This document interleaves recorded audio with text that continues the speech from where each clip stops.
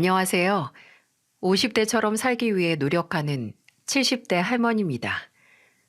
여러분, 풍운 조화라는 사자성어 들어보셨나요? 바람이나 구름 같은 자연의 변화는 예측하기 어렵다는 뜻입니다. 하지만 지금은 기술이 많이 발전해서 바람이 어떻게 변화하는지, 구름이 어느 방향으로 갈지, 또 어떻게 모습을 변하게 될지 미리 알 수 있게 되었죠. 이런 자연의 변화도 알 수 있을 정도로 세상이 바뀌었지만 왜 어떤 사람이 어떻게 바뀔 거라는 예측은 할 수 없는 걸까요? 아니면 10년이면 강산도 변하고 서당계 10년이면 풍어를 읊는 것처럼 사람도 마땅히 변하는 게 자연의 섭리이기에 구태여 설명이 필요하지 않는 걸까요? 재행무상이라고 우주의 모든 사물은 늘 돌고 변하여 한 모양으로 머물러 있지 아니한다고 하는데 하물며 사람이 변치 않을 수 없겠죠. 하지만 왜 늘 변하지 않았으면 하는 건 꼭 변하고 변했으면 하는 건 변치 않는지 짧지 않은 70여 년의 삶을 살아봐도 아직도 잘 모르겠네요. 변하지 않았으면 하는 것, 그건 역시 사랑하는 사람들과의 시간일 겁니다. 특히 내가 사랑하고 지켜주는 가족들과의 시간은 영원히 변치 않았으면 하는 게 사람의 바람이죠. 하지만 회자 정리, 만남이 있으면 헤어지는 법도 있기에 언젠가 자연의 섭리대로 헤어지게 될 수밖에 없습니다. 그날이 오기 전까지 수많은 추억을 쌓으며 탈 없이 사는 게 최선이겠죠. 불행하게도 저는 탈 없이 살 수 없었습니다. 아니, 너무 탈이 많아서 탈이었네요. 변치 않았으면 했던 제 가정에 커다란 변화가 찾아온 거예요. 첫째 아들과 둘째 아들이 아직 초등학교에 다닐 때였고 딸은 유치원도 안 들어간 나이였죠. 제 남편은 트럭에서 물건을 떼다가 파는 일을 했었는데 과일도 팔고 화분도 팔고 가끔씩 양말이나 옷도 팔고 그랬어요. 그러다 그날은 장사가 잘 된다고 밤 늦게까지 일하다가 새벽에 물건을 더 떼어온다고 잠도 못 자고 나갔었습니다. 물 들어올 때 늦었다가 물이 범람해 버린 걸까요? 남편은 새벽 고속도로에서 졸음운전을 하다가 사고가 나서 세상을 떠나고 말았습니다. 한순간에 저는 남편을 잃었고 자식 셋은 아빠를 잃었죠. 제게는 그 당시 남편의 죽음을 슬퍼하고 애도할 시간도 사치였네요. 저 혼자 먹여 살릴 자식이 셋이었으니 말입니다. 저는 시장에서 나무를 팔면서 자식을 키웠습니다. 다행히 제게 장사하는 재주가 있는지 네 가족이나 먹고 살 수 있었네요. 자식을 키우면서 제가 가장 두려워했던 건 나의 부족함 때문에 자식의 미래를 지원해주지 못하고 막는 거였어요. 제 자식들은 하나같이 다 공부를 웬만큼 해서 그만큼 공부를 시켜야 했는데 참 제가 할 수 있는 한에서는 애들 교육비에 아낌없이 투자를 했던 것 같네요. 그리고 남은 돈은 전부 저축을 해서 딸이 중학교 졸업할 때쯤엔 반찬 가게를 열었고요. 자식 셋 서울에서 이름난 대학에 갈 수 있었고 그중 가장 공부를 잘했던 첫째 아들은 우리나라에서 이름난 대기업인 땡땡전자에 입사를 했고 둘째는 사업을 그리고 딸은 대학 졸업하기도 전에 일찍이 가공회사에 들어갔죠. 저는 이때 제가 할 수 있는 건 다 했다고 생각을 했습니다.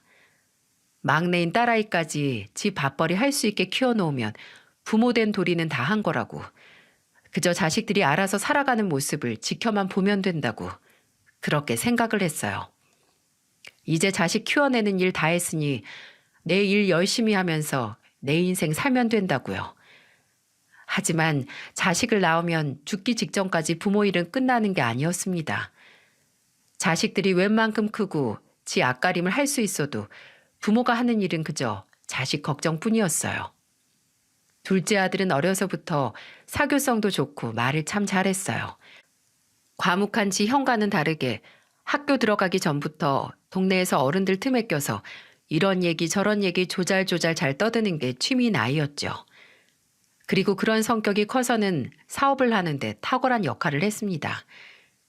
대인관계가 좋고 사람들에게 신뢰를 줄 수 있었거든요. 저야 늘 둘째 아들에게 들어도 뭐가 뭔지 몰랐지만 사업 수완이 나쁘지는 않았어요. 근데 탑을 쌓는 건 어렵지만 무너지는 건 참으로 쉽더군요.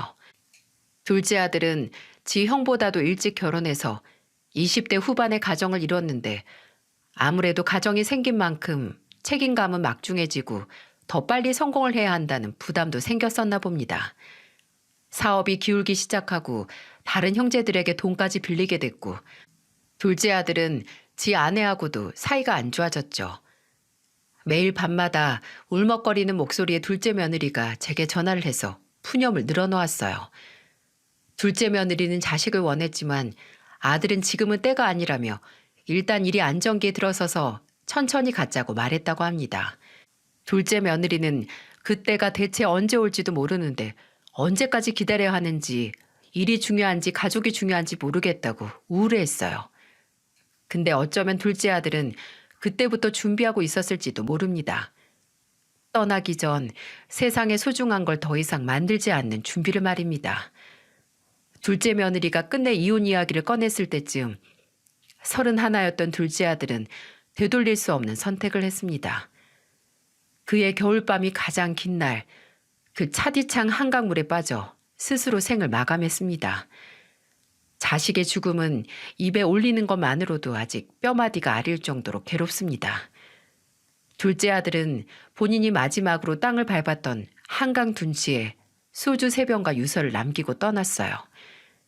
유서에는 더 이상 가족들에게까지 피해를 주면서 살고 싶지 않다고, 늘 못난 선택만 하다가 마지막에 실망감만 안겨줘서 아내에게 미안하고 염치 없는 동생이라서 형에게 또 미안하고, 한심한 오빠라서 동생에게 미안하고, 그리고 최악의 이별을 안겨드려서 어머니에게 너무 죄송하다고, 어머니에겐 용서조차 바라지 않는다고, 그저 본인이 일찍 가서 남은 수명이 있다면 그게 어머니에게 가길 바란다는 내용이 있었습니다.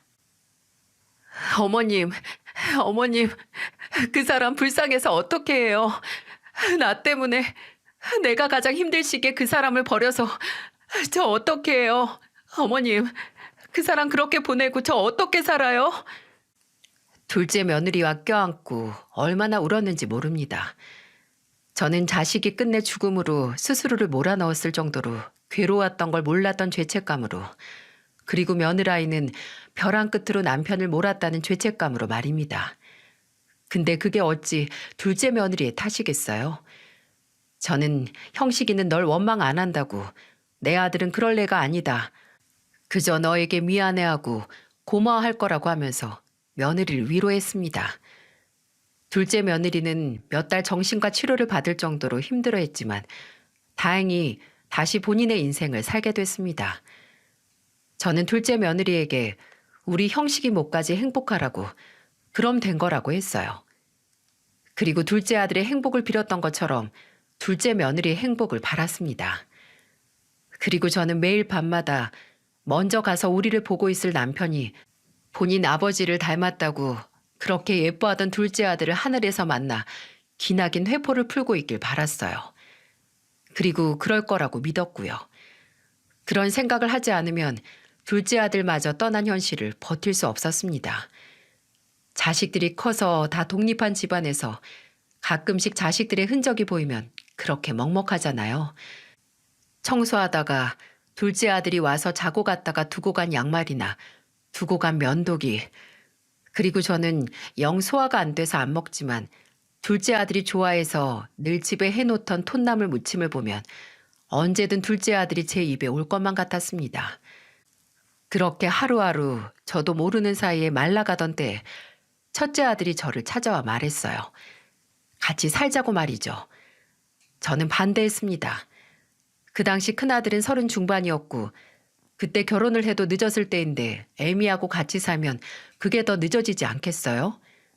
그리고 제가 제 밥벌이 못하는 사람도 아니고 괜히 그 나이에 벌써 자식의 부양을 받고 싶지도 않았고요. 저도 그때 제가 그리 고집이 세고 자존심이 강한 사람이라는 걸 새삼 깨달았네요. 근데 첫째 아들은 그런 저보다도 더 고집이 세더군요. 형식이도 제가 엄마 곁에 있는 걸 원할 거예요. 어머니가 마음 편히 살아야 형식이도 거기서 좀 편하게 있죠. 걔가 그렇게 가서 제일 눈에 밟히는 게 누구겠어요. 어머니밖에 없지. 그러니까 어머니, 이번에는 제가 하자는 대로 하세요. 그래야 저도 형식이 볼 면목이 있죠. 먼저 간 동생에게 남은 마음의 짐을 덜기 위해 첫째 아들은 저와 합가를 해서 살기 시작했습니다. 저는 괜히 짐이 된 것만 같아 아들에게 미안했지만 그래도 그런 첫째 아들과 함께 살기 시작했기 때문에 덜 외롭고 그리고 둘째 아들에 대한 죄책감을 잊을 수 있었어요. 그 죄책감이 완전히 사라지진 않았지만 그래도 첫째 아들이 옆에서 힘을 주니 괴롭진 않았습니다. 하지만 그런 첫째 아들에게 너무 기대려고 하지도 않았어요. 언젠가 첫째가 결혼을 하면 다시 보내줘야 하니까요. 첫째 아들이 말버릇처럼 본인은 어머니를 함께 모실 여자가 아니면 결혼은 안 할 거라고 차라리 평생 미혼으로 어머니와 함께 살겠다고 했지만 그저 듣기 좋은 소리라고만 생각을 했죠. 근데 이 녀석이 다시 함께 산 지 2년 만에 정말 딱 그런 여자를 데리고 왔더군요.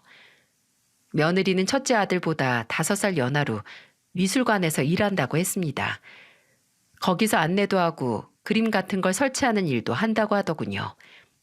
키가 크고 늘씬해서 승무원 같기도 했고 모델 같기도 했네요. 말도 유려하게 잘하고 사교성도 좋아 보여서 그런 며느리를 보고 있으면 왠지 둘째 아들이 생각이 나기도 했어요. 아직 결혼한다고 말은 안 하고 그냥 진지하게 좋게 만나고 있다고 첫째 아들이 제게 며느리를 소개시켜줬을 때 며느리는 이런 말을 했었습니다. 어머님, 형만 씨가 저랑 연애하고 반년도 안 돼서 뭐라고 했는지 아세요? 본인은 평생 어머님을 모시고 살아야 한다고 혹시 결혼을 전제로 연애를 하고 싶은데 시어머니를 모시고 살 생각이 없다면 그만하자고 하는 거예요. 아이고 미쳤네 미쳤어. 형만이 너는 뭐가 잘났다고 그런 소리를 했니? 아주 오만정 떨어진 소리를 했네. 제가 얼마나 놀라고 황당했는데요. 근데 어머님, 웃긴 게 그 말이 도움이 되긴 했어요. 내가 결혼을 하고 나서 시어머니와 함께 살면서 모시고 살 수 있을 정도로 이 사람을 좋아하나? 라고 가만히 생각해 보니 할 수 있겠더라고요. 이 사람이 말은 좀 융통성 없게 하긴 했는데 오히려 저도 제 마음을 확실히 알게 됐어요. 그러니까 제가 이 사람을 어머님과 같이 살아도 문제 없을 정도로 좋아한다 이거죠. 제가 그 당시 고혈압 약도 먹고 있고 전 당뇨 증세가 있어서 첫째 아들이 더욱더 저와 함께 살겠다고 했던 거거든요. 혼자 살면 아무래도 건강관리에 소홀하고 놓치는 부분이 있을 테니 같이 살면서 본인이 챙겨야 한다고 말입니다. 아마 그 이야기를 하면서 첫째 아들은 사부인과 사돈 어른을 설득했나 봅니다. 소중한 딸과 결혼을 하면서 시어머니와 함께 살게 할 수밖에 없던 이유를 말입니다. 다행히 사부인과 사돈 어른께서 참 좋은 분들이어서 그런 첫째 아들의 마음을 이해해 주셨고 또 나중에는 직접 알아보셨는지 고혈압이나 당뇨에 좋은 식재료를 보내주셨고요.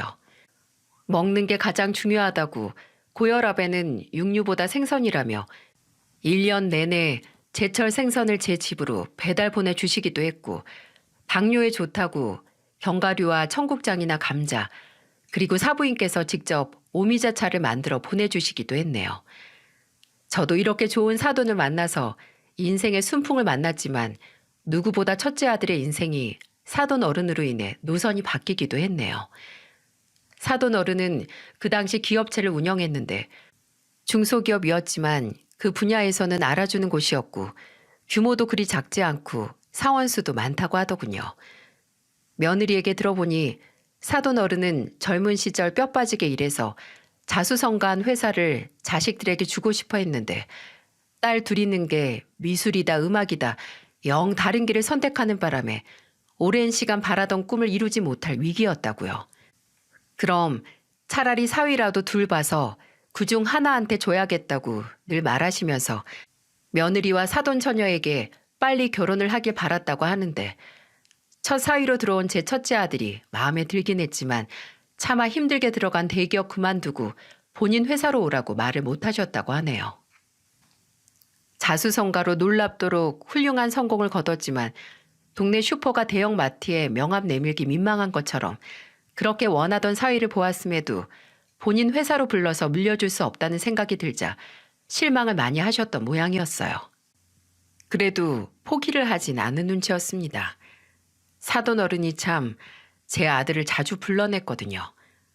물론 제 아들을 예뻐해서 그런 것도 있었겠지만 며느리가 하는 말로 봐서는 회사 거래처 사장들과 모임이 있는 날에도 괜히 아들을 불러낸다고 하는 걸 보니 언젠가는 사위인 제 아들을 꼭 본인의 후임으로 앉히겠다는 생각을 버리지 못한 것 같았죠.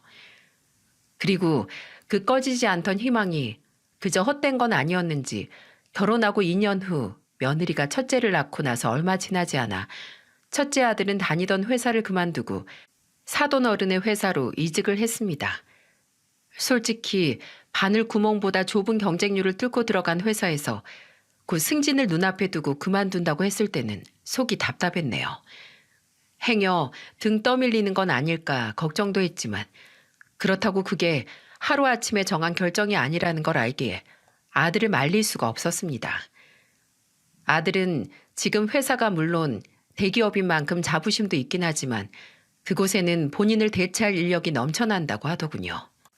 근데 지금 장인어른네 회사에는 본인이 필요하고 본인을 꼭 필요로 하고 동시에 아직 성장도 무궁무진하게 할 수 있는 곳에서 남은 시간을 일해보고 싶다고 했었죠.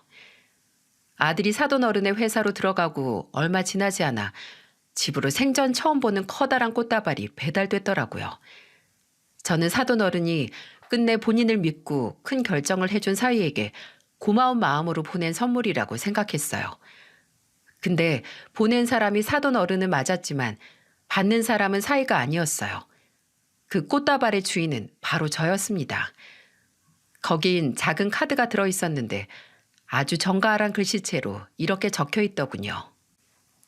지난날 사부인 홀로 자식들을 키우면서 얼마나 많은 고생을 하셨는지 이루 짐작도 할 수 없습니다. 그렇게 큰 장남이 어렵게 들어간 세계 최고의 기업을 그만둔다고 했을 때 아마 사부인께서도 많은 생각을 하셨으리라 생각합니다. 사부인의 희생과 보살핌이 없었다면 김서방 혼자의 힘으로는 가지 못했을 곳이었기에 아마 약간의 상실감도 드셨겠지요. 그런 사부인의 노고가 헛되지 않게 김서방, 제 회사에서 이 결정을 절대 실망하지 않게 잘 이끌겠습니다. 이런 카드를 받았는데 어찌 사돈 어른을 믿지 못하고 아들을 또 믿지 못하겠어요? 사돈 어른이 이렇게 제게 감사한 마음을 표현하신 만큼 며느리도 아들에게 고마워했어요. 그때가 사돈 어른 회사가 좀 힘들 때이기도 했고 며느리는 또 며느리대로 장녀로서 오랜 시간 가업을 이어달라는 아버지의 부탁을 거절해온 부채감이 있었던 것 같더라고요. 말도 못했던 걱정거리를 아들이 본인을 희생하고 지금까지 쌓아온 걸 포기하면서 대신 해결을 해줬으니 그만큼 감동이 컸던 거겠죠. 하지만 아들 또한 그 결정을 며느리에게 보답하는 마음으로 했을 겁니다. 며느리가 결혼을 하고 저와 함께 살면서 제게 참 잘했거든요.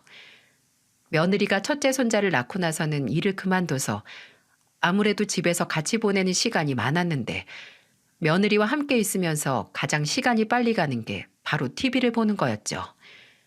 둘이서 TV를 보면서 누가 맞고 누가 틀리고 저건 뭐고 저런 게 있었냐며 TV에서 나오는 소리보다 더 크게 떠들다 보면 금세 아들이 퇴근해서 올 때가 됐거든요. 왜 나이가 들수록 TV 드라마 내용 따라가기가 어렵잖아요. 나오는 사람도 많고 누가 누굴 만났고 누구랑 헤어졌고 누구랑은 또 원수지간이고 관계도 복잡해서 말입니다. 그래서 잠깐 한눈 팔면 언제 저렇게 됐나 싶었죠. 근데 며느리와 함께 TV를 보면 그럴 걱정이 없었네요. 며느리는 제가 뭘 물어보면 참 성가시거나 귀찮다는 모습 하나 없이 하나부터 열까지 전부 다 가르쳐 줬어요. 말도 잘해서 어쩔 때는 드라마를 보는 것보다 며느리가 하는 설명을 듣는 게 더 재밌기도 했고요. 그때가 좋았습니다. 어쩌면 제겐 그 순간도 영원히 변치 않았으면 했던 날들이었던 것 같기도 하네요. 하지만 모든 건 변하기 마련이죠. 저는 10여 년을 해온 반찬 가게를 접었습니다. 아무래도 당뇨가 있는 제가 계속해서 음식을 만들면서 수시로 간을 보는 게 무리였거든요. 물론 그간의 경력으로 간을 맞추는 건 얼추 눈대중 손대중으로 가능하긴 했지만 그래도 제게는 조금씩 맛을 보는 것도 쌓이다 보면 치명적이어서 오랜 고민 끝에 내린 결정이었네요. 그리고 그맘때쯤 며느리가 임신을 해서 둘째 손주를 낳았습니다. 제가 은퇴를 하고 새로운 식구가 생긴 건 큰 변화였지만 정말 저희 집에 찾아온 충격적인 변화는 따로 있었어요. 둘째를 낳고 나서 며느리는 좀 달라졌어요. 물론 첫째 때보다 며느리가 둘째를 출산을 하면서 고생을 많이 했습니다. 임신 중독증도 알아서 손자가 예정보다 일찍 태어나기도 했거든요. 다행히 손자는 건강했지만 며느리는 아이만큼이나 회복을 하지 못했습니다. 출산 후에도 혈압이 떨어지지 않았고 부종 때문에 온 몸이 부어서 많이 힘들어했거든요. 그래서 출산 후 저와 함께 식단을 맞춰 나갔고 병원에서 치료도 받았어요. 다행히 한 달 정도 지났을 때 많이 나아지긴 했지만 산 넘어 산이라고 이제는 우울증 때문에 힘들어하더군요. 며느리는 태어난 둘째 손주를 보지 않으려고 했습니다. 본인은 첫째 손주를 볼 테니 제게 맡기더라고요. 물론 제가 이제 가게를 접고 시간이 많이 남긴 했지만 그래도 아직 엄마 젖도 안 뗀 아기를 그리 단호하게 떼어놓다니 저로서는 놀랄 수밖에 없었죠. 제가 힘든 건 알지만 그래도 네 자식인데 저 좀 물려하지 않느냐고 했더니 며느리는 제게 충격적인 이야기를 털어놓더군요. 어머님, 근데 저 준호가 제 아이 같지가 않아요. 분명 민호 낳았을 때는 당장 민호를 위해서 목숨까지 바칠 수 있다고 생각했는데 준호를 보고는 그런 생각이 전혀 안 들어요. 그렇게 말하며 며느리는 죄책감이 든다고 본인은 좋은 엄마가 아니라며 울었습니다. 분명 저로서는 이해가 가지 않는 말이었지만 며느리가 눈물까지 흘리며 괴로워하니 저 또한 마음이 아팠습니다. 그래서 아들과 상의하에 며느리를 데리고 상담을 받으러 다녔죠. 며느리는 산후 우울증 진단을 받았고 우울증 때문에 잃어버린 아이와의 유대감 회복을 위해 치료를 받았어요. 가족들의 도움도 적극적으로 필요했던 만큼 저도 아들도 며느리가 치료될 수 있게 최선을 다해 도왔습니다. 다 같이 가족 상담을 받으러 가기도 했고 며느리가 혼자만의 시간을 보내며 정신적이고 육체적인 힘을 충전할 수 있도록 했어요. 며느리는 천천히 예전의 그 밝은 모습으로 돌아오는 것 같았습니다만 진짜 문제는 여기서부터 시작됐네요. 이제는 며느리가 무슨 일만 있으면 다시 우울증이 도진 것 같아요 라고 하면서 이미 이겨낸 병을 변명거리로 삼는다는 거예요. 분명 저는 매주 수요일에 며느리에게 휴가를 주겠다고 했어요. 그날은 아무 걱정 말고 혼자 쉬라고. 애는 내가 낮에 보고 아들이 퇴근하면 그때는 아들이 볼 거라고 하면서요. 근데 그게 점점 어머님, 저 목요일에도 좀 쉬면 안 돼요? 어머님, 저 주말에도 쉬면 안 될까요? 라고 점점 도가 지나치더라고요. 아니, 저도 좀 쉬고 아들도 좀 쉬어야죠. 언제까지고 우울증을 핑계로 밖으로 나돌아다닐지. 그러다가 한 번은 며느리가 저와 약속을 어기고 나가서 연락이 두절된 적이 있습니다. 그날은 제가 병원에 가는 날이라 며느리에게 손자들을 맡기고 낮에 잠깐 갔다 오기로 했는데 얘가 연락이 전혀 안 되는 거예요. 그래 놓고선 밤 10시가 돼서야 집으로 기어들어왔더군요. 당연히 저는 그날 예약된 검진을 받지도 못했고 저도 아들도 며느리에게 한 소리를 했어요. 아무리 네가 힘들었어도 이제 어느 정도 나아졌고 우리도 노력을 했으니 이제 정신 차리고 서로 돕고 도우면서 살라고. 이렇게 지킨 약속을 어기면 어떻게 하냐고 말입니다. 그랬더니 또 며느리는 꺼이꺼이 울음을 터뜨리면서 서로 목소리로 말했어요. 나 아직 아프단 말이에요. 왜 아무도 내 마음을 몰라줘? 내가 이러다 정말 잘못되면 누가 책임질 건데요? 어머님, 어머님이 책임지실 거예요? 제가 우울해서 혹시라도 진짜 어떻게 되면 어머님이 그때 책임지실 거냐고요. 그 말을 듣는데 참, 제가 어떻게 저 말을 나한테 하지 싶더라고요. 분명 우리 집안 사정 뻔히 알고 제 둘째 아들이 제 가슴 속에 묻혀 있다는 걸 아는 애가 어떻게. 화가 난 아들은 그 자리에서 신경질적으로 며느리를 끌어내려고 했습니다. 저는 그런 아들을 맞고 말했어요. 내가 책임질 게 뭐가 있니? 책임은 네가 져야지. 너 이제 애가 둘이다 둘. 네가 네 배 아파서 낳은 자식이 둘이라고. 그럼 네가 책임을 져야지 누구더러 책임을 지라 말아야. 수민아 부탁인데 후회할 짓 하지 말어라. 너 분명히 지금 네 모습 후회한다. 알겠니? 너 지금 이렇게 생각나는 대로 아나무인으로 행동하는 거 시간 지나고 나서야 제발 그때로 돌아가고 싶다고 바닥을 치면서 후회를 할 거다. 근데 그게 어떻게 돌아가지겠니? 그러니까 만회할 수 있을 때 잘해. 하지만 제 말에도 며느리는 정신을 차리지 못했어요. 이제 밖에만 나가면 연락이 안 되는 건 기본이고 심지어 저 몰래 집에서 나가려고 갖은 수를 다 쓰더라고요. 그리고 참 괘씸했던 게 나가서 연락이 안 되는 며느리는 간혹 제가 너무 몸이 안 좋고 외출을 해야 될 일이면 본인이 일찍 안 들어오고 꼭 사부인을 제 집으로 보냈습니다.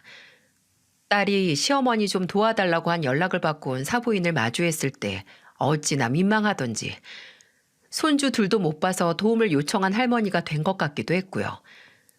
근데 마찬가지로 사부인도 딸 하나 설득 못해서 대신 왔다는 생각에 제 앞에서 민망해 하시면서 사과를 하시더라고요. 사부인 죄송합니다. 어째 수민이 걔가 나이를 거꾸로 먹는 것 같아요. 자식이 둘이면 좀 철들만도 한데 제가 어떻게 사과를 드려야 할지. 사부인하고 김서방 보기도 염치가 없네요. 저 두 사람 좀 쉴 수 있게 제가 주말에는 애들 좀 데려가서 볼까요? 그 말을 어떻게 넙죽 받을 수 있겠어요? 저는 괜찮다고. 어차피 지금 같이 사는 사람은 나이니까 너무 걱정 말라고 그냥 이렇게 종종 놀러와서 손자들이나 보고 가시라고 했습니다. 사부인은 제 대답에 연신 한숨을 내뱉으며 사과를 했고 안 그래도 더 이상 딸이 정신을 못 차리는 것 같으면 사돈 어른께 말을 한다고 하더군요. 안 그래도 벼르고 계시다고 하면서요. 그렇지 않아도 그 후에 며느리가 사부인의 연락을 받고 친정에 갔다 왔는데 집에 아주 어두운 표정으로 들어오더니 며칠 외출을 안 하더라고요. 무슨 꾸중을 들었는지 모르겠지만 안타깝게도 약효는 며칠 가지 않았습니다. 며느리의 때늦은 비행에 여러 가지 걱정이 많았지만 그중 가장 제 심장에 해로웠던 게 바로 며느리와 아들과의 사이에 금이 가고 있었다는 겁니다. 며느리가 자꾸 나가면 연락도 안 되고 말도 없이 외박하고 애들은 제게 맡기고 나 몰라라 하니 아들은 화가 났고 그런 며느리와 대화를 해보려고 했지만 며느리는 처음에만 듣지 요지부동이었어요. 그러니 밤만 되면 건너방에서 아들과 며느리가 다투는 목소리가 들려오고 애들은 불안해하고 또 저도 불안하고 아주 죽을 맛이었네요. 그러다가 하루는 아들이 거나하게 술에 취해서 들어왔었어요. 아유, 아주 독에 빠졌다 들어왔지? 사돈 어른이랑 마셨니? 아니, 저 혼자 마셨어요. 애엄마는요? 있어요? 있겠니? 오전에 나갔는데 아직도 깜깜무소식이다. 애들도 일찍 자니까 너도 발만 닦고 어여 자. 아들은 원체 술을 좋아하진 않는데 그날은 혼자 마셨다며 거하게 취해서 들어와서 횡설수설 하더라고요. 술을 더 마시겠다며 식탁에 앉아서 고개를 푹 숙인 채 흥얼거리는데 갑자기 그 혼잣말 같던 노랫소리가 점점 구슬픈 울음소리로 바뀌는 거예요. 예, 형만아. 형만이 너 지금 우니? 울어? 어머니, 저 그냥 이혼할까요? 수민이랑 이혼해서 그냥 어머니하고 애들하고만 살까요? 얘가 지금 무슨 소리야? 갑자기 무슨 이혼? 준호가 아직 말도 잘 못하는데. 너 혹시 그래서 오늘 술 마신 거야? 너희 무슨 일 있니? 근래에 자주 싸우긴 했지만 그게 아주 헤어질 정도로 심각했던 거야? 어머니, 저는 진짜 이혼하고 싶지 않았어요. 근데 그 사람이 협조를 안 해주네요. 협조를. 여러분도 답답하시죠? 저도 그랬습니다. 제가 대체 무슨 소리냐고 알아들을 수 있게 설명하라고 했더니 취기가 올라오는지 아들은 몇 번 더 횡설수설하다가 잠이 들었습니다. 다음 날 아들에게 어제 일을 기억하냐고 수민이랑 너 무슨 일 있냐고 물어보니 걱정 마시라고 알아서 한다고 그 소리만 하더군요. 며느리에게 물어봐도 모르쇠로 일관하고 한 지붕 아래 살아도 이건 같이 사는 게 아니었습니다. 이럴 거면 뭐하러 같이 사나 싶더라고요. 근데 제가 그렇게 답답해하고 있을 때 아들은 저도 며느리도 모르게 쌓이고 쌓인 앙금을 터뜨릴 준비를 하고 있었어요. 그리고 그건 돌아오는 며느리의 생일날 당사자인 아들도 모르게 터져버렸고요. 며느리의 생일 전에 날짜가 돌아오는 걸 안 저는 생일날 뭘 해줄까 했습니다. 근데 요새 하는 짓이 미우니 그냥 넘어갈까도 했어요. 근데 며느리는 그렇다 치더라도 왠지 사부인과 사돈 어른이 눈에 밟히더라고요. 며느리는 밉지만 그래도 두 분은 행여 딸이 생일날 미역국도 못 얻어먹었다는 말을 들으면 서운해하실까 뭐라도 만들어줘야겠다 했죠. 그리고 저도 그때까지는 아직 며느리가 그때 잠깐 방황하는 거라고 그렇게 믿고 있었으니까요. 미역국보다는 든든하게 영양 보충하라고 삼계탕을 끓이는 게 나을 것 같아서 주말 아침 일찍 시장에 갔고 국물이 진하고 고기가 부드러운 게 좋으니 특별히 오골계 사다가 인삼 넣고 찹쌀 넣어서 압력솥에 푹 삶았어요. 아들에게는 그래도 생일인데 케이크에 초는 꽂아야지라고 하면서 나가서 사오라고 했고 그렇게 제가 만든 음식과 아들이 사온 케이크로 며느리의 생일상을 마련했습니다. 수민아, 너 다리부터 얼른 가져가서 먹어라. 내가 질기지 않게 딱 좋게 삶아서 고기가 아주 흐물흐물할 정도로 연하다. 아, 어머님도 이제 더운데 무슨 삼계탕이에요. 이에 이열치열이라잖니. 이거 든든하게 먹고 올해 여름 잘 보내면 되지. 그래, 당신 주려고 아침부터 만드셨는데 얼른 먹어봐. 냄새 좋네. 아들은 솥에서 커다란 오골개 다리를 찾아 며느리 앞접시에 놔줬습니다. 며느리는 처음에는 냄새만 맡다가 젓가락을 들더니 살을 발라내 입으로 가져가더라고요. 근데 직전까지도 어째 좀 냄새가 비리네? 라고 중얼거렸고 입에 넣고 몇 번 씹더니 눈살을 찌푸리고 말했어요. 아우 짜! 어머님 이거 간 어떻게 하셨어요? 너무 짠데요? 그래? 아유 내가 간을 안 보고 만들어서 그런가. 근데 따로 소금 후추 간해서 먹으라고 간 얼마 안 했는데. 얼마 안 한 간이 이래요? 아우 저 물 좀 먹어야겠어요. 간이 짜다고 한 며느리는 연거푸 물을 마셨습니다. 아들도 그런 며느리를 보다가 본인도 몇 입 먹었고요. 근데 아들은 괜찮다고 삼삼하다고 했죠. 당신은 워낙 짜게 먹으니까 그러지. 어머님, 안 그래도 당뇨도 있으시면서 이렇게 음식을 짜게 드시려고요? 아니, 내가 먹을 게 아니고 니들 먹을 거라서 간을 좀 했지. 나야 어차피 고기 빠진 국은 안 먹으니까. 그럼 어차피 어머님이 안 드실 음식이라서 막 하신 거네요? 무슨 말을 그딴 식으로 해? 어머니가 당뇨 때문에 음식하면서 간 못 보시는 거 잘 아는 사람이. 그러니까 어차피 이제 간도 잘 못하셔서 은퇴까지 하신 분이 왜 이렇게 일을 벌리시냐고. 왜겠냐? 다 당신 생일이니까 뭐 좀 해주시려고 하다가 이렇게 된 거 아니야? 그렇게 짜지도 않은데 왜 그리 유난이야? 미쳤어? 아니 짠 음식을 짜다고 하지. 그럼 꾸역꾸역 먹어? 됐다 됐어. 입에 안 맞으면 안 먹으면 돼. 형만이 너도 그만하고 수민이 너도 그만해라. 먹기 싫은 거 어거지로 먹을 필요도 없어. 순식간에 분위기는 땅바닥으로 곤두박질 쳤습니다. 아들은 눈을 내리깔고 아무 말도 하지 않고 있었지만 콧김을 푹푹 내쉬고 있었고 며느리는 그런 아들을 째려보다가 죄 없는 삼계탕을 보더군요. 입맛이 뚝 떨어진 저는 다 마신 물을 뜨기 위해 자리에서 일어나 부엌으로 갔습니다. 제가 정수기 앞에서 물을 뜨고 있는데 그때 며느리가 제 뒤를 지나가 싱크대 앞으로 가는 겁니다. 그리고 싱크대 앞에 있는 쓰레기통에 뭔가 콱 버리더라고요. 며느리 손에는 앞접시가 들려 있었고요. 예, 너 뭘 버린 거니?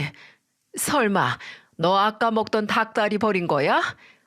네, 버렸는데요. 어머님이 먹기 싫으면 먹지 말라고 하셨잖아요. 그렇다고 한 입밖에 안 먹은 음식을 버려? 그것도 내가 보는 앞에서. 그럼 제가 먹던 걸 누굴 줘요? 그리고 지금 이 고기가 제 앞에 있는 것만으로도 비린 냄새 때문에 골 아픈데 지금 버리지 그럼 언제 버려요? 음식을 만든 사람 앞에서 그 음식을 쓰레기통에 버리는 것처럼 모욕적인 일이 또 있을까요? 그 음식 맛이 어떻다고 해도 사람이 생각이 있으면 하지 못할 짓이죠. 근데 되려 본인은 아무 잘못 없다는 듯 당당한 모습의 며느리를 보고 충격을 안 받을 수 없었습니다. 너 대체 뭐가 문제니? 뭐가 문젠데 이래? 집에 안 들어오고 나가면 연락도 안 받고 애들도 모른 척 다 떠넘기는 너. 그래도 난 며느리라고 생일이라고 음식 만들어서 상 차리니까 뭐 비리다 짜다 하면서 이젠 쓰레기통에 버리냐? 대체 뭐가 잘못돼서 이러는 거야? 제가 문제가 아니라 어머님이 하신 삼계탕이 문제라니까요? 모르시겠어요? 비리고 짜서 도저히 먹을 수가 없다고요. 너, 이런. 야, 정수민! 무대뽀로 나오는 며느리에게 당해낼 재간이 없어서 손만 바들바들 떨고 있는데 거실에 있던 아들이 주방으로 들어와 고함을 질렀습니다. 아들은 며느리 앞으로 성큼성큼 다가와 들고 있던 접시를 뺏어서 싱크대에 큰 소리가 날 정도로 던져놓고 말했어요.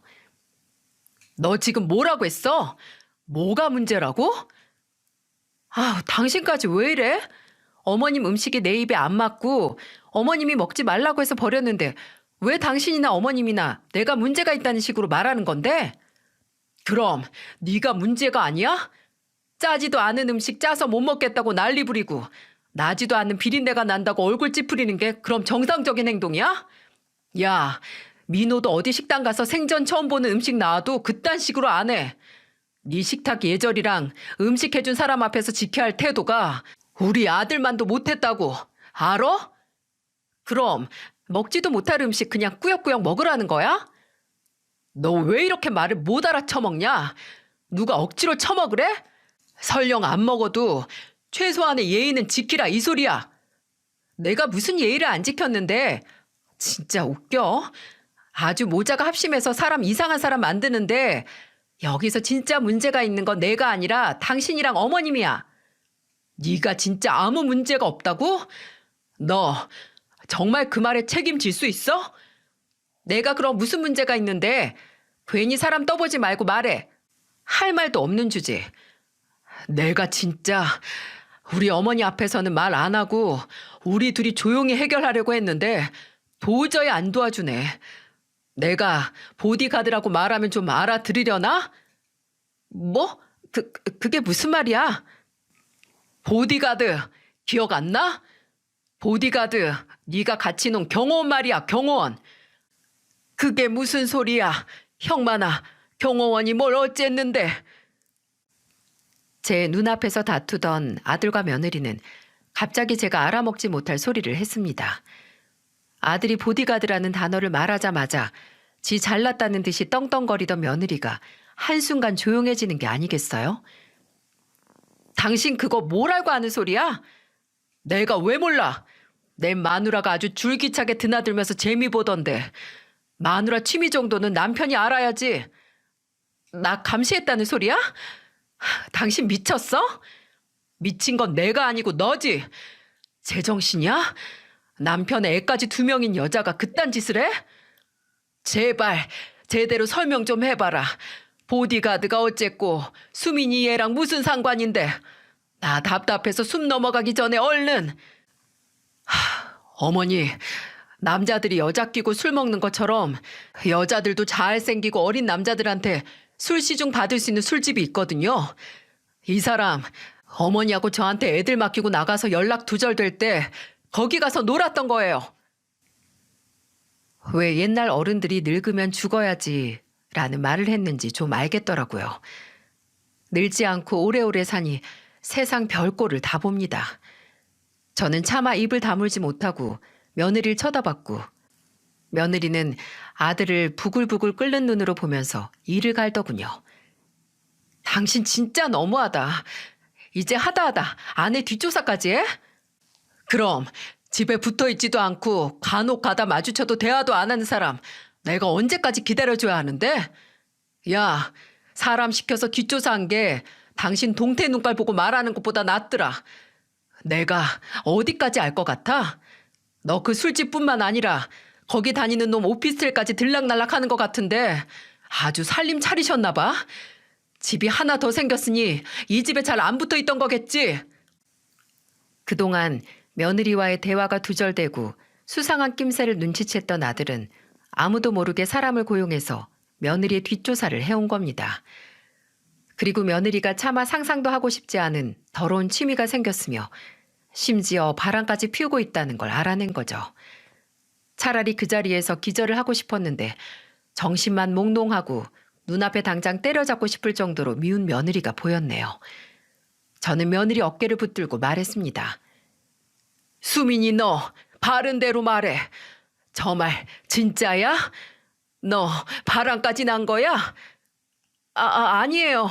바람은 무슨 저 사람이 잘 모르고 하는 말이에요. 잠깐 정말 몇 분만 뭐 가지러 갔던 걸 오바해서. 몇 분? 야, 내가 너 그 오피스텔에서 나오는 사진만 찍은 게 5장이 넘어. 각각 다른 날, 심지어 고작 2주 따라다녔어. 너 못 믿겠으면 사진 보여줄까? 봐야 좀 알아쳐먹겠어? 그렇게 고함을 지른 아들은 며느리에게 본인 휴대폰을 들이밀었습니다. 그 안에 있던 사진들을 보여주다가 끝내 성질이 났는지 집어 던지기까지 했죠. 아까까지만 해도 당당했던 며느리는 입을 열지 못했고 저 또한 넋이 나갔습니다. 아들은 며느리 앞에 떨어졌던 휴대폰을 다시 집어들면서 말했어요. 나는 그래도 좋게 좋게 해결하고 싶은 의지는 있었어. 근데 네가 네 명을 단축시키는구나. 이혼하자. 이미 더러운 걸 다 본 마당에 우리가 더 같이 살아봐야 뭐 하겠어? 사람이 왜 이렇게 극단적이야? 그래, 이제 다 알았으니까 우리 대화하자고 대화. 당신 나하고 얘기하고 싶었다며. 아니면 내가 어머님한테 사과드릴까? 어머님 음식 버려서 죄송하다고? 이제 와서? 됐어. 일 없어. 너 같은 애랑 무슨 말을 해? 당신은 사회생활하면서 술도 안 먹어? 그런데 안 가? 뭐가 당당하고 깨끗해서 나한테 그래? 얘 봐라. 야, 난 하늘에 맹세코 그딴 데 내 의지로 간 적 없어. 회사 신입일 때 끌려간 적은 있어도 너처럼 일부러 시간 내고 가족들 내팽개치고 간 적 없다고. 다른 놈들이 간다고 해도 난 아니야. 너는 같이 산 네 남편을 그렇게 모르냐? 그리고 그런 데 가서 술 접대 받는 거? 그런 거 제일 혐오하는 게 바로 장인어른이야. 네 아버지라고. 근데 딸이라는 게 너 아직도 우리가 왜 이혼해야 하는지 모르겠으면 내가 이혼하고 싶게 만들어줄게. 그렇게 말한 아들은 휴대폰을 들어보였습니다. 그리고 얼마 지나지 않아 며느리에게 그 휴대폰을 가까이 보여주면서 말했어요. 네가 한지, 네가 만난 놈, 너네 둘이 있던 사진 다 네 아버지한테 보냈어. 뭐? 당신 미쳤어? 그리고 더 이상은 너랑 같이 못 살겠다고 죄송하다고 했어. 어때?